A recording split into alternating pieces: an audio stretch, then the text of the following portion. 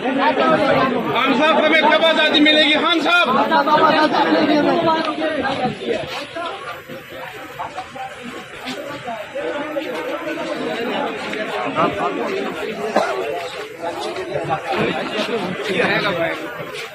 हर्षदीप साहब से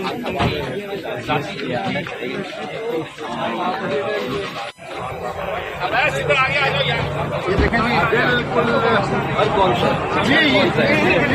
आगे आगे लेके आओ। हो जाओ।